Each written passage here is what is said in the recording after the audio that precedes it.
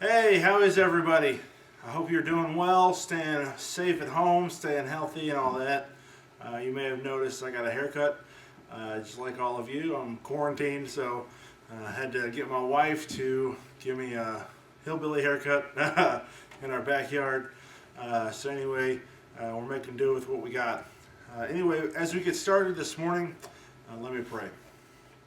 God, thank you so much for another day to worship you, to study from your word, and glean some valuable information about our lives. God, there's a lot of people that are hurting in this time, a lot of people that are in need, that are facing an uncertain future, and I just pray that you would bless them. I pray that you would be with them, be with each and every person, each and every family that is listening to this sermon this morning, and I just pray that you would lift them up, help them to be encouraged, help them to know that you are there with them, and that you are making a way from them. If anyone is in need of you and has not put their faith and trust in you, I pray that hearing this message would some way inspire them to do that. Thank you so much for this church and for your people who take care of each other and who love one another and lift one another up in their time of need. It's in your name I pray. Amen. Ying Tay was born in Kuala Lumpur, Malaysia. Her mother died when she was just 18 years old. She went off to study at a university in Australia, and she graduated in 2005.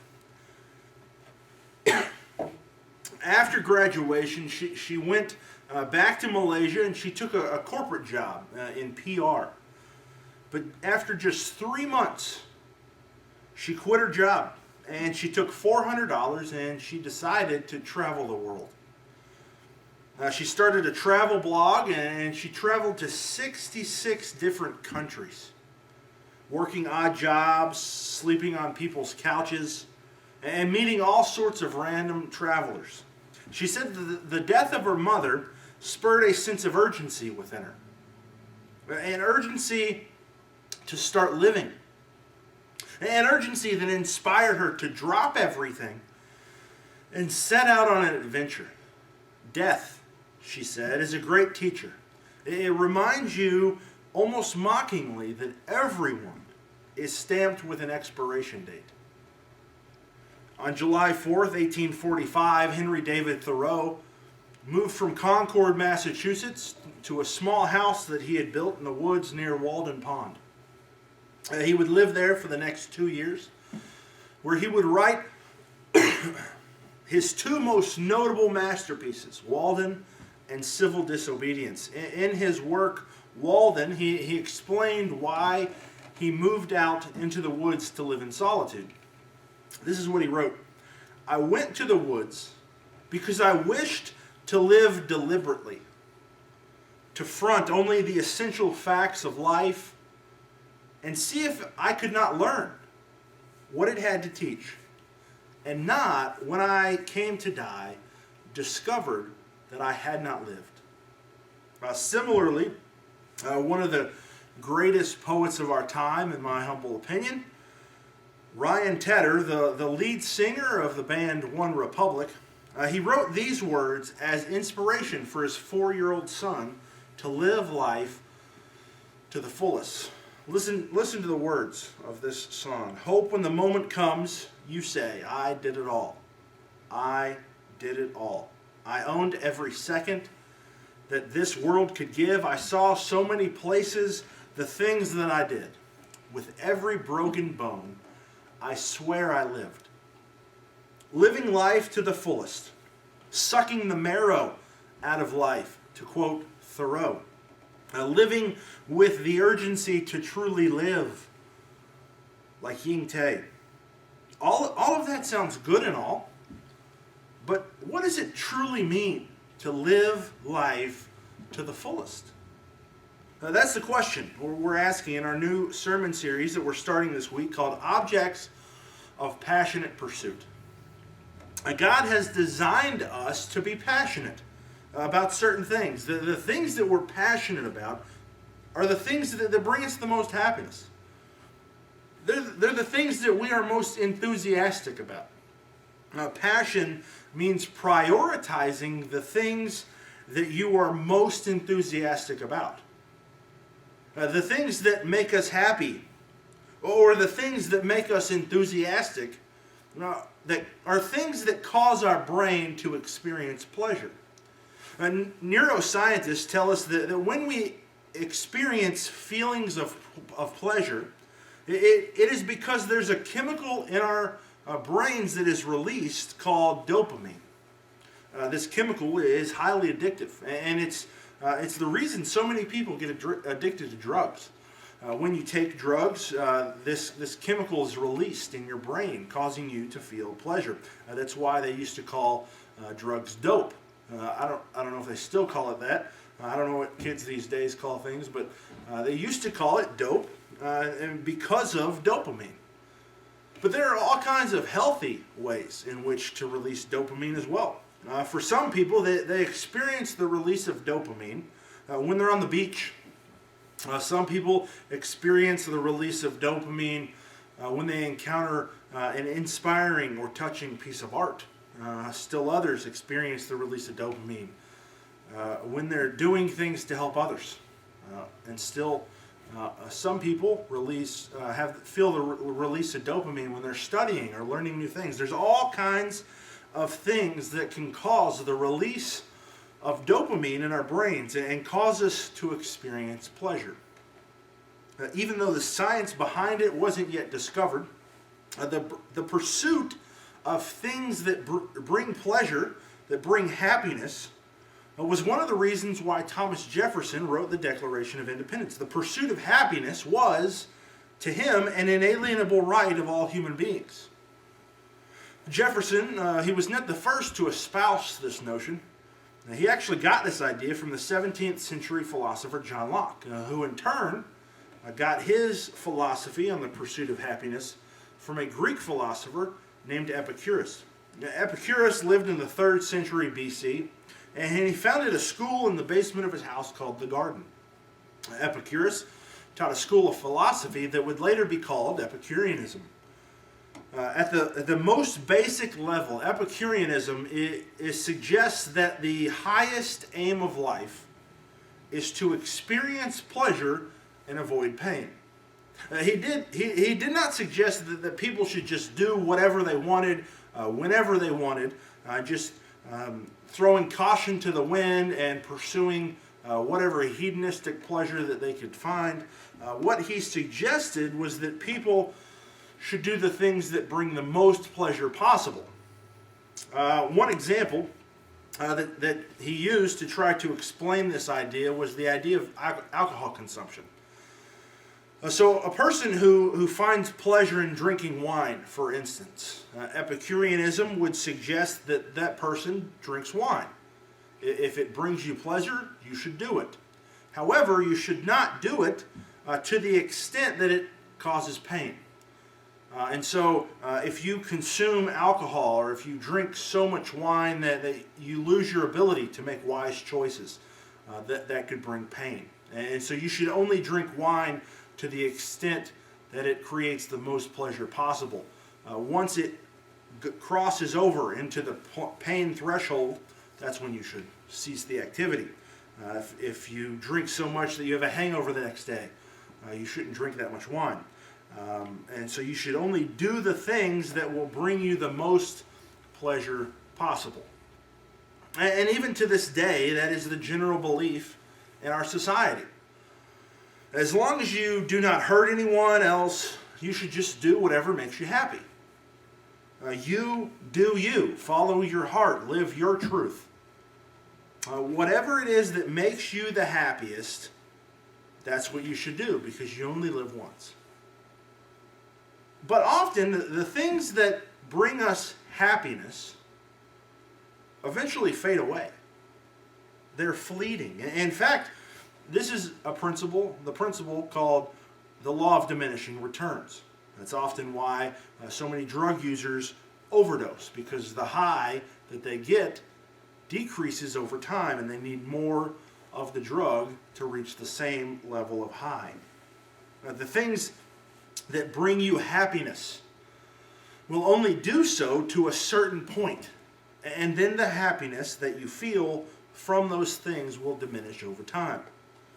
We pursue these things over and over and over, and eventually they become mundane and routine. A preacher named Mike Breaux put it this way. You get up from the same old bed at the same old time, and you walk into the same old bathroom, and you look into the same old mirror, and you see the same old face. You get out of the same old shower, and you dry off with the same old towel. You go downstairs, you put on the same old clothes, and you go downstairs to the same old kitchen, and you eat the same old breakfast. You kiss that same old spouse. You drive to the same old office in the same old car, and you park in the same old parking spot. And you sit at the same old desk, and you hear the same old stories from the same old boss. And you do the same old work. And at the end of the day, you get back in your same old car, and you drive back to the same old house. And you sit at the same old table, and you eat the same old dinner.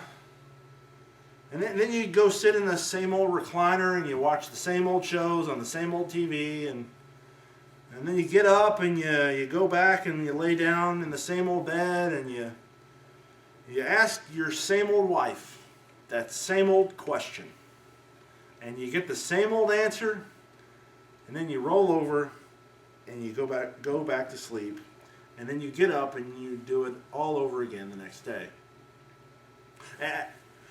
There are things in this life that bring happiness, but they diminish over time. So the question becomes, are there things in this life that bring lasting happiness? Things that never get mundane, that never get routine, that give our lives meaning and fulfillment. The Bible actually has a lot to say about that. There are 4 things that we're going to look at over the next 4 weeks that the Bible says will bring us true, lasting happiness. Things that if we passionately pursue, our life will be full.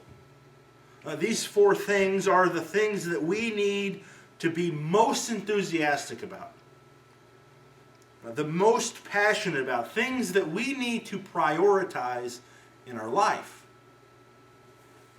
This true, lasting happiness, the Bible calls it joy. These four things are not an exhaustive list of all the things we need to prioritize in our life, of all the things that bring us true, lasting happiness, but they are 4 very important things that we need to prioritize in our life. The first thing the Bible would describe as an object of our passionate pursuit that we're going to talk about this morning is our family. In order to live the life, the fullest life possible, you need to make your family your priority. Your family needs to be an object of your passionate pursuit. In order to unpack this, we're going to read a passage from the book of 1 Timothy chapter 5. 1 Timothy chapter 5, we'll be reading verses 3 through 8. I'll put the verses on the screen, but let me set the stage a little bit before we read. 1 Timothy is a letter written from the Apostle Paul to his protege Timothy. And what had happened was Paul planted the church in a city of Ephesus, and he left Ephesus, and he left Timothy behind to pastor this church in Ephesus. And so Timothy was having some difficulties. He had some questions that he needed some advice on. And so Paul wrote this letter to Timothy to give him some very practical advice about being a preacher and about leading a church and about the issues and the problems that he was facing as the pastor of this church. And one of the issues that Timothy was facing was that there were a significant number of widows in the church of Ephesus. We don't really know what the situation was that caused this to be an issue, why there were so many widows, but there were obviously more widows in the church of Ephesus than the church could take care of, that the church itself could support. You see, in the ancient world, when a woman lost her husband, she lost her only means of financial support. Women were not able to hold down jobs or own property, with few exceptions. With few exceptions, they were left to beg for food and to fend for themselves, basically. And you may recall the story of Ruth in the Old Testament. Ruth, along with her mother-in-law Naomi, were both widowed due to a famine. And Jewish law mandated that farmers did not harvest the edges of their fields so that the poor could come and have something to eat. And so Boaz was a faithful Jew who did not harvest the edges of his field, and that is where Ruth and Naomi came to get something to eat. That was their only source of food. And so widows in the ancient world were left destitute. But the poor and needy are at the very heart of God. In fact, one biblical writer said that true religion is taking care of the needs of orphans and widows. And so taking care of widows is the responsibility of the church. But in Ephesus, there were too many widows for the church to take care of. And so Paul gives Timothy some very practical advice about what to do. Now, you might already be asking yourself, well, what do widows have to do with prioritizing your family? Well, you'll see. This entire passage that we're going to read is about widows, but there are a few pearls of wisdom that Paul drops in here that will help us understand this principle of putting our family first, of prioritizing our family. This is 1 Timothy chapter 5, verses 3 through 8. Give proper recognition to those widows who are really in need. But if a widow has children or grandchildren, these should learn, first of all, to put their religion into practice by caring for their own family and so repaying their parents and grandparents, for this is pleasing to God. The widow who is really in need and left all alone puts her hope in God and continues night and day to pray and to ask God for help. But the widow who lives for pleasure is dead even while she lives. Give the people these instructions so that no one may be open to blame. Anyone who does not provide for their relatives, and especially for their own household, has denied the faith and is worse than an unbeliever. There were too many widows in Ephesus for the church to handle all of the needs. And so Paul said that Timothy should give proper recognition to the widows that are really in need. Other versions translate it as give honor to the widows who are really in need. The word actually means to place value on, to give recognition, give proper recognition, to give honor, to place value on. What Paul meant was that Timothy should prioritize the widows that are really in need. He should take care of them first. Then he went on to explain who the widows that were really in need actually were. Paul gave Timothy a kind of tier system to determine the widows the church should help first. He gave Timothy qualifications that the widows needed to meet in order to be the ones helped first. If at Vine Grove Christian Church, for instance, we had 100 widows in our church, we would have to be realistic and we would have to realize that, we can't help 100 widows. We just don't have the means, we don't have the resources, we can't help all 100 widows. And so what we would need to do is to narrow down the list of widows. And that's what Paul does for Timothy. He narrows down the list to the ones who are truly in need. The very first qualification that Paul gives to Timothy was that the widows that are truly in need are the ones that did not have family to take care of them. If a widow had children or grandchildren that were able to take care of them, they should be the ones to take care of them. Paul said that in taking care of the widows in their own family, the children and grandchildren would be putting their religion into practice.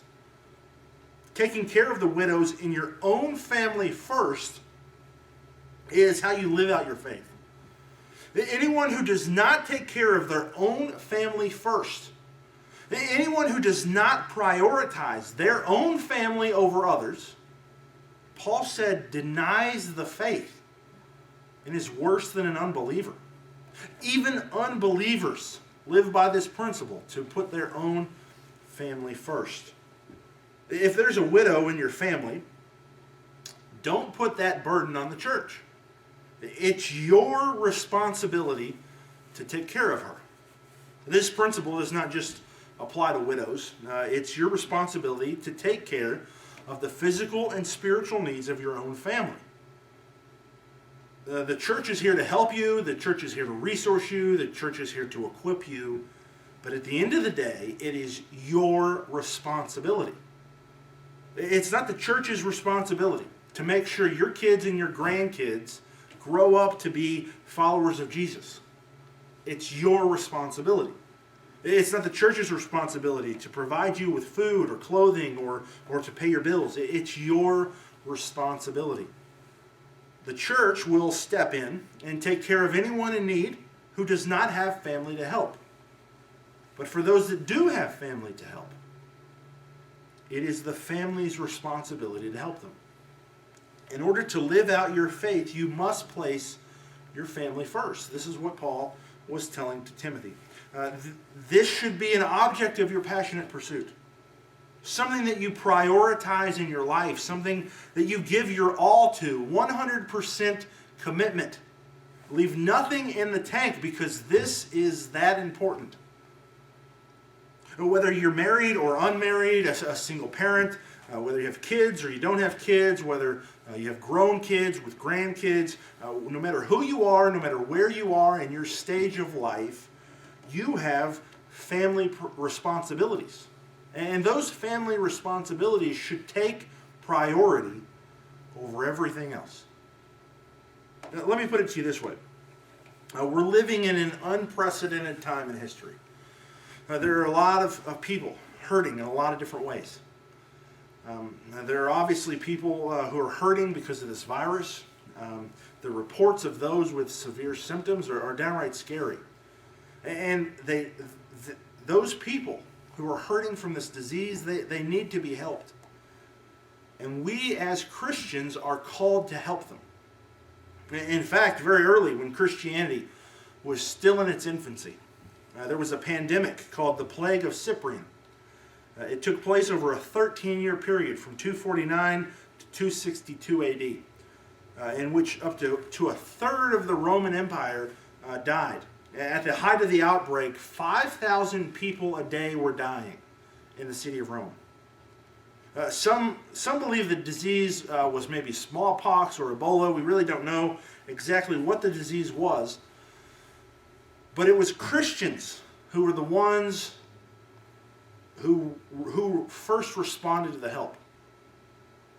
Dionysius, the bishop of Alexandria, wrote this about the Christian response. Most of our brethren showed love and loyalty in sparing themselves while helping one another, tending to the sick with no thought of danger and gladly departing this life. Gladly departing this life with them after becoming infected with their disease. The best of our own brothers lost their lives in this way.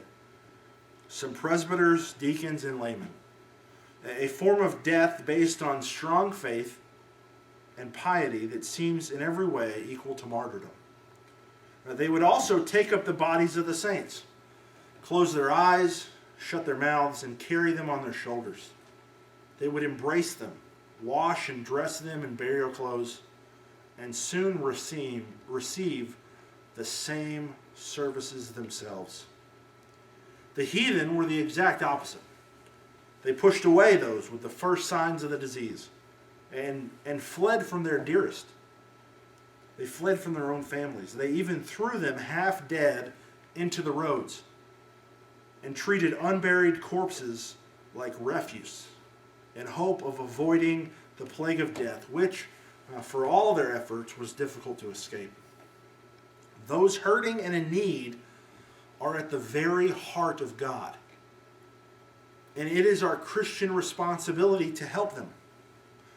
But there are a few problems with helping those who are hurting.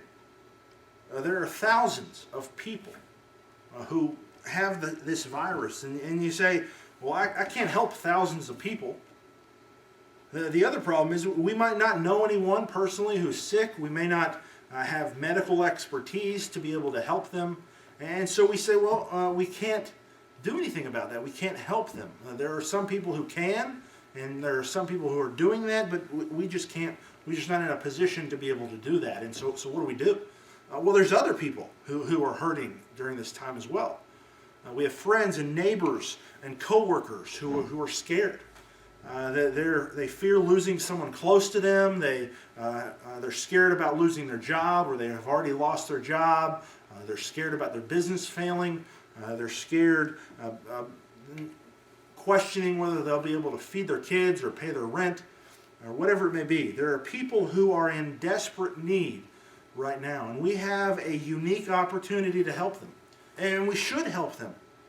We should help them individually and as a church. But we need to be realistic and realize that we need to prioritize the ones who we can help first. And our very first priority is to put our family first. That we have to make sure that our family is good, and then and only then do we reach out and help other people. Like they say on an airplane, you put your mask on first, and then you help someone else put on their mask. You take care of your family first. We prioritize our family first, and then, just like Paul told Timothy, help the people that do not have family to take care of them. That's the priority that we set. But the question is why? Well, why should we prioritize our family over someone else? Now, the answer is what Paul references in verse 4. Let me read that verse again. If a widow has children or grandchildren, these should learn first of all to put their religion into practice by caring for their own family and so repaying their parents and grandparents, for this is pleasing to God. Paul was referencing one of the 10 Commandments. He was referencing the commandment that says, honor your father and mother. Children and grandchildren should honor their parents and their grandparents by caring for them when they are in their old age. When you take care of your own family, you're repaying them for taking care of you when you were younger. But look at the verse that Paul was referencing in Exodus chapter 20, verse 12. This is the commandment from the 10 Commandments that Paul was referencing. Honor your father and mother. Then you will live a long, full life in the land the Lord your God is giving you.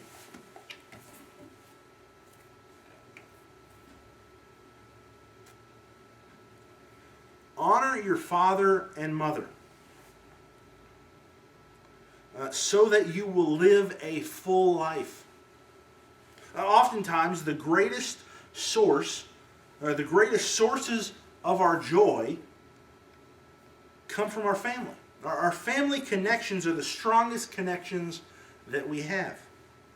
Psalm 127 says that children are a heritage from the Lord and a reward from Him. It says that it basically says the more children you have, the more blessed you are.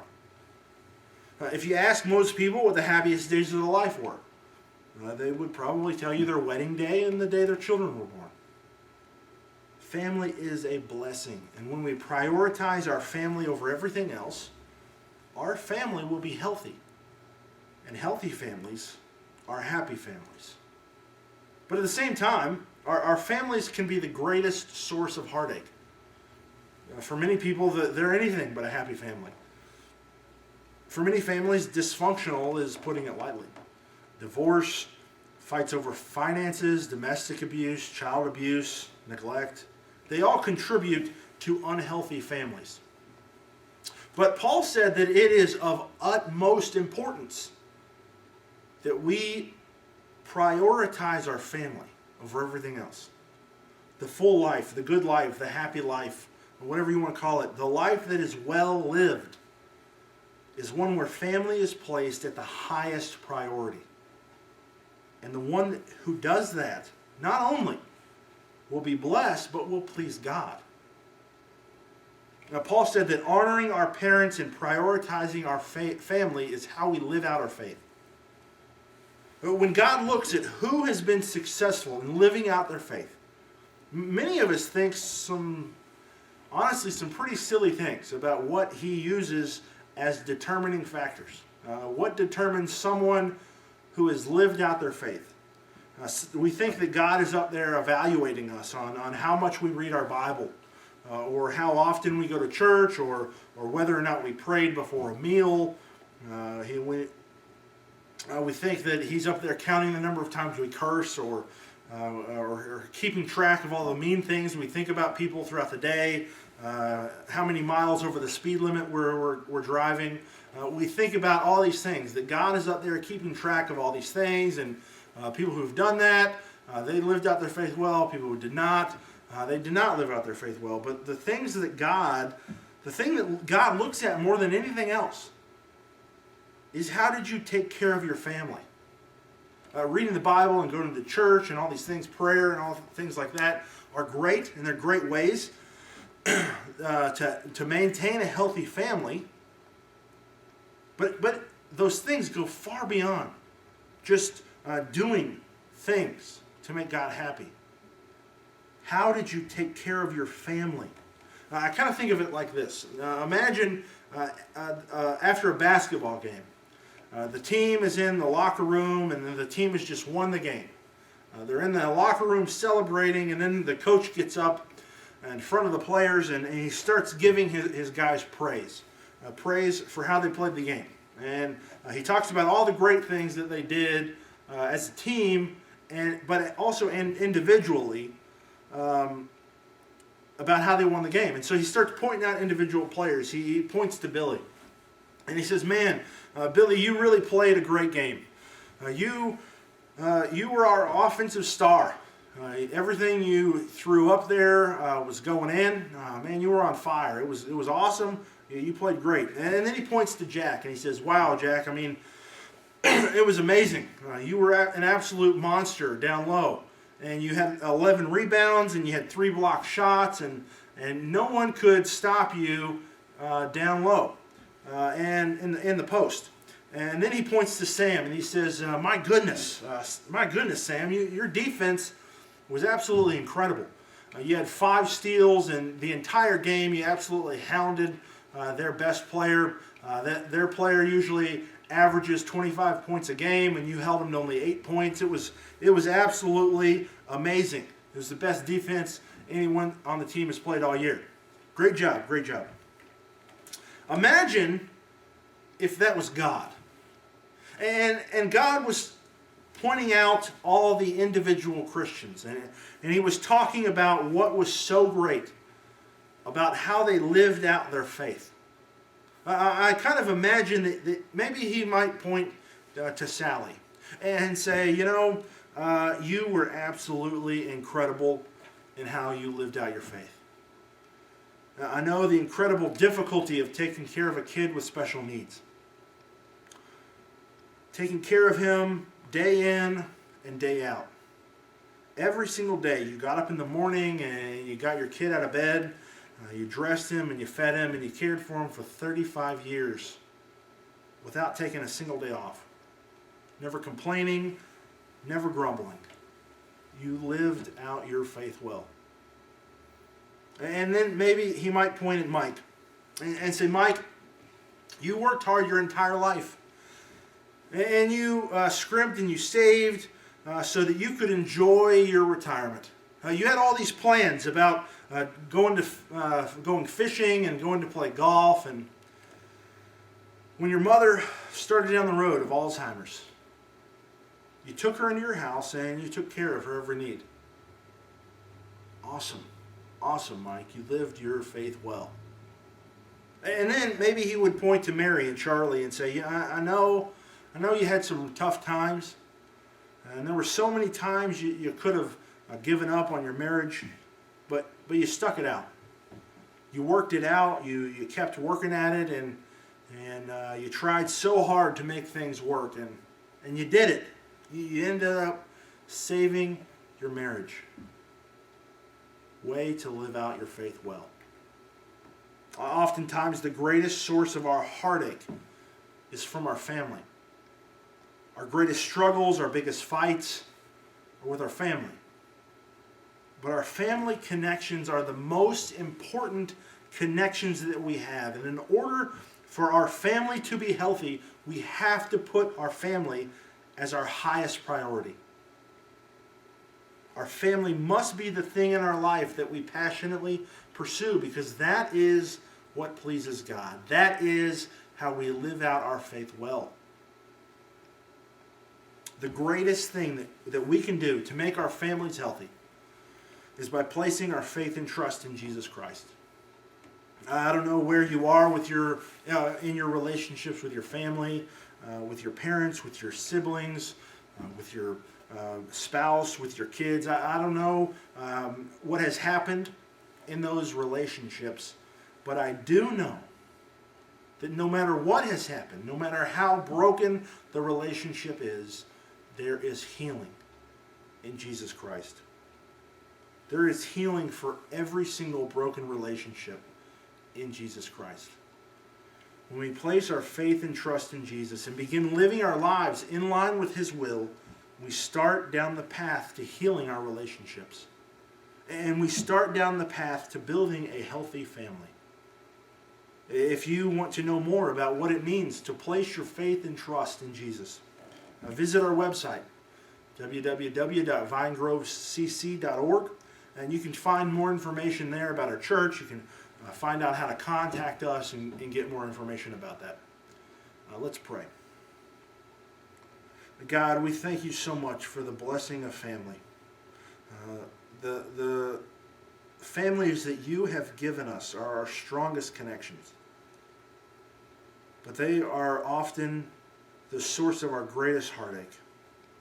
God, if anyone out there is having a difficult time in their family relationships, if anyone out there has broken family relationships, I pray that you would bring healing into those relationships. That you would mend hearts, you would mend wounds, and you would bring those relationships back together. God, I pray that if anyone out there has never placed their faith and trust in you, that they would do that, and that they would start living their life for you. That they would start living in line with your will, and in doing so, heal those broken relationships. God, I just pray that you would help us to all put our family as our highest priority. Help us remember that our family comes first. God, I pray that we would all have hearts to see people through your eyes, and that we would offer grace and love in every single relationship, but especially those relationships within our family. It's in your name I pray. Amen.